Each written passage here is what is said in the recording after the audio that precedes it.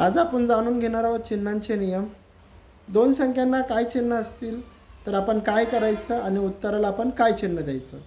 जसं की दोन्ही संख्येला धन धन असेल तर आपण त्यांची बेरीज करणार आणि उत्तराला देखील आपण धनचिन्ह देणार, म्हणजे बेरीज.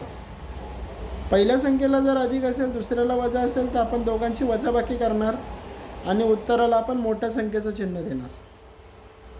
एकाला वजा आहे आणि दुसऱ्याला अधिक आहे तर आपण दोघांची वजाबाकी करणार आणि उत्तराला आपण मोठ्या संख्येचं चिन्ह देणार. दोन्ही संख्येला वजाचं चिन्ह आहे तर अशा वेळेस आपण दोघांची बेरीज करणार आणि उत्तराला आपण वजाचं चिन्ह देणार.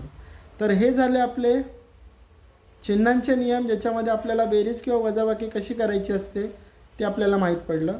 आता आपण बघणार आहोत भागाकार आणि गुणाकारासाठी काय करायचं. दोघांसाठी नियम सारखेच आहेत. जसं की दोन्ही संख्येला जर धन असेल तर गुणाकार करताना जे उत्तर येईल त्याला आपण धनाचं चिन्ह देणार आहे.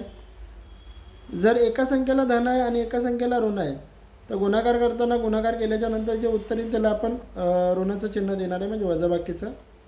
जसं उदाहरण घेतलेलं आपण 5 गुणिले वजा 3 तर उत्तर येणार आहे -15. एकाला वजा आहे दुसऱ्याला अधिक आहे, म्हणजे ऋण आहे आणि धन आहे, तर अशा वेळेस देखील उत्तराला चिन्ह ऋणाचंच येणार आहे.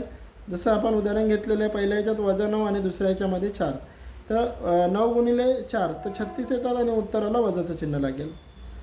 दोघांना पण वजा असेल तर उत्तराला धनाचं चिन्ह लागतं, म्हणजे बेरीजचं लागतं. जसं की 5 × 30 आणि वजा वजा अधिक म्हणून +30. तर अशा प्रकारे मला वाटतं तुम्हाला समजलं असेल की प्रत्येक गणितामध्ये संख्येला दोन संख्यांची काय करायचे, बेरीज करायचे की वजाबाकी करायचे, उत्तराला कोणतं चिन्ह द्यायचं आहे, समजलं असेल तर धन्यवाद.